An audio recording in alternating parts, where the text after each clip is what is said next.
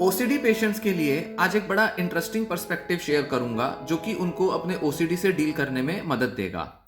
OCD के patients में doubt की बीमारी देखी जाती है जिसे पैथोलॉजिकल डाउट कहते हैं। मतलब एक ऐसा तरह का डाउट जो कि एक पेशेंट को बीमार कर देता है।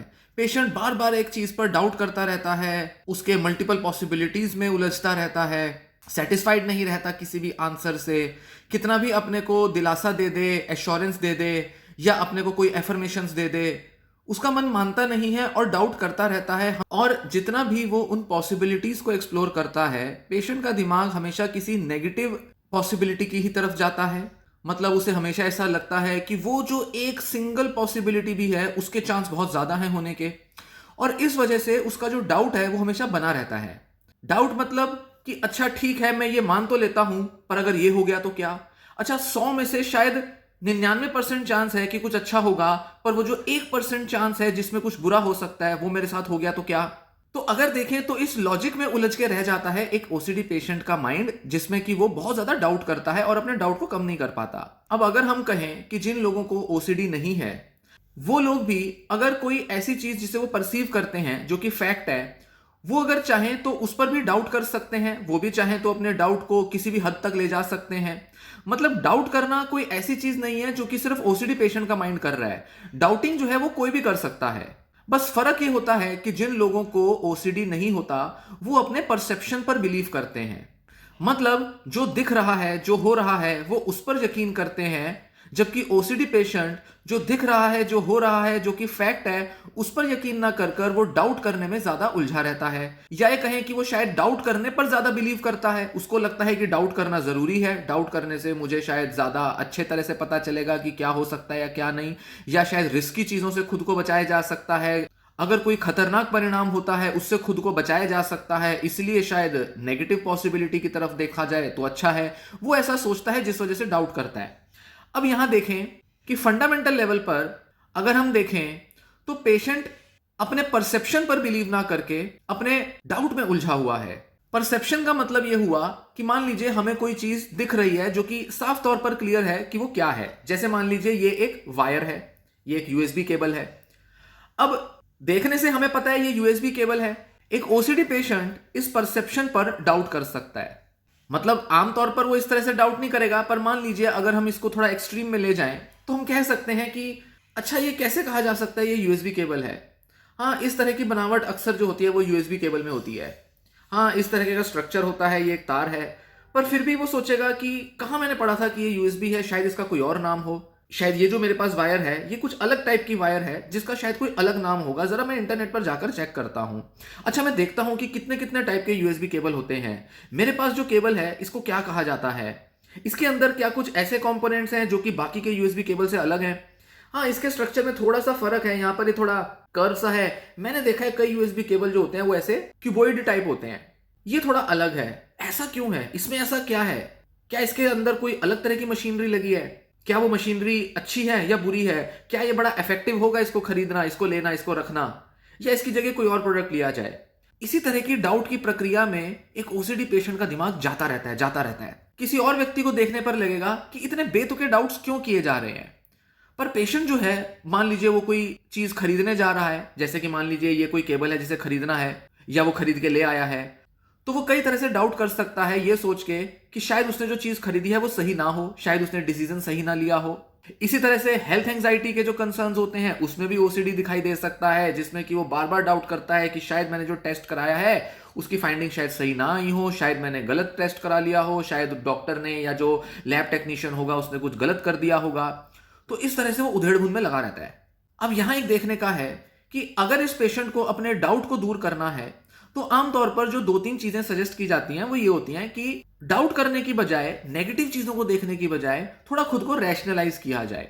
कॉग्निटिव थेरेपी जो करेंगे वो अपने को एक आंसर देने की कोशिश करेंगे, अपने को एक रैशनल एक्सप्लेनेशन देने की कोशिश करेंगे कि कैसे हम ये साबित कर सकते हैं या कैसे हम ये यकीन कर सकते हैं कि ये वायर वही है जिसका कि दावा किया गया है, जो कि कहा गया है, और ये वायर बिल्कुल सही है। तो कई तरह से एक पेशेंट जो है वो रीजन करेगा। दूसरी तरफ पेशेंट को यह भी कहा जा सकता है कि जब भी आपका डाउट करने का मन हो तो आप अपने डाउट को गिरा दो, अपने डाउट को मत आगे लाओ। आप बस खुद को यह कहो कि ये बस मेरा ओसीडी डाउट है, ये मेरा ओसीडी का सिम्टम है, ऑब्सेशन है, और ये मेरे किसी ब्रेन केमिस्ट्री के डिस्टर्बेंस की वजह से हो रहा है। मुझे इसमें बहुत यकीन नहीं करना, जो भी ओसीडी मुझे दिखा रहा है। ओसीडी अगर मुझे कह रहा है कि इस पर डाउट करो तो मुझे नहीं करना, क्योंकि इससे मैं और ज्यादा डाउट में घिरता जाऊंगा और ज्यादा मेरा ऑब्सेशन बढ़ता जाएगा। एक तरीका ये भी है। इसी के साथ एक और तरीका यूज किया जा सकता है, और जो कि ज्यादा फंडामेंटल है पेशेंट के लिए, जहां पर हम इस तरह से काम करने की कोशिश करते हैं कि बजाय अपने थॉट या अपने डाउट पर बिलीव करने के, हम ज्यादा से ज्यादा अपने परसेप्शन पर बिलीव करें। परसेप्शन जो होता है वो सबसे पहला एक्सपीरियंस होता है किसी भी ऑब्जेक्टिव रियलिटी का। जैसे आप मुझे देख रहे हैं, मैं एक ऑब्जेक्टिव रियलिटी हूं आपके लिए, मैं दिख सकता हूं, मैं बात कर रहा हूं, मैं हाथ हिला रहा हूं, हाथ दिख सकते हैं, बोल सकते हैं कि ये हाथ हैं, ये उंगलियां हैं। इसी तरह से मान लीजिए ये कपड़ा है, इस कपड़े में क्या क्या रंग हैं वो देखे जा सकते हैं, इसका टेक्सचर फील किया जा सकता है। इस तरह से हमारा दिमाग जो सबसे पहले परसीव करता है वही रियल होता है, वही एक्चुअल रियलिटी है जिसके साथ हमें अपना कनेक्शन बनाना होता है।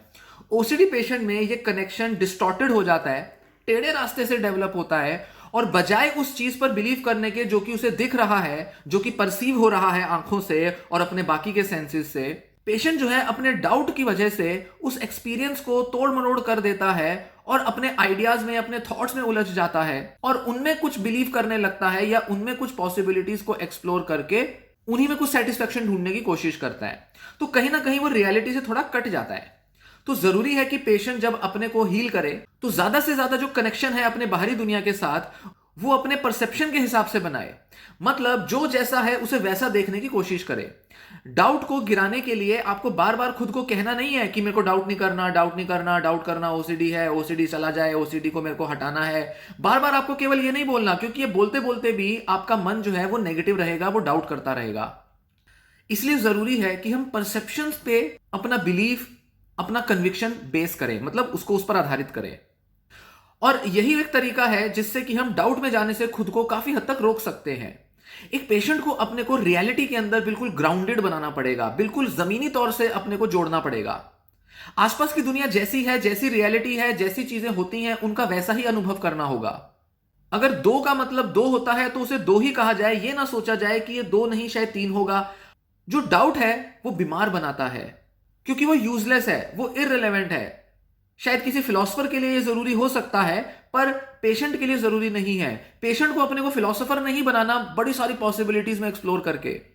पेशेंट को अपनी बीमारी दूर करनी है, और बीमारी दूर करने के लिए इसको मन के जो वहम है इनको कम करने के लिए ज्यादा से ज्यादा अपना जो कनेक्शन है वो रियलिटी के साथ बनाना है। इसलिए जिन भी लोगों को ओसीडी हो उनको इस चीज में ट्रेन होना पड़ता है कि कैसे हम अपने प्राइमरी एक्सपीरियंस पर बिलीव करें, ना कि सेकेंडरी एक्सपीरियंस पर। प्राइमरी एक्सपीरियंस मतलब जो दिखा, जो महसूस किया, जो सेंसेस ने परसीव किया, और सेकेंडरी एक्सपीरियंस मतलब जो हमने उसको तोड़ मरोड़ के जिसको उसको बदल दिया। एक व्यक्ति तो कुछ भी तोड़ मरोड़ कर सकता है, डिस्टॉर्ट कर सकता है, रियलिटी को अपने हिसाब से मोड़ सकता है, और वही सब उसको बीमार बनाता है, जिसे हम कहते हैं कि हमारे माइंड में बायसेस होते हैं।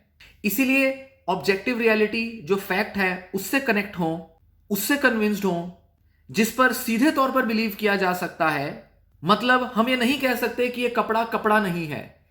कोई भी ऐसा तर्क वैलिड नहीं है, काम का नहीं है, जो इस कपड़े को कपड़ा ना कहकर लोहा या कागज कहे। तो जो जैसा है उसको वैसा बिलीव किया जा सकता है, और इसी पर फोकस करना होता है ओसीडी पेशेंट्स को अपने को हील करने के लिए।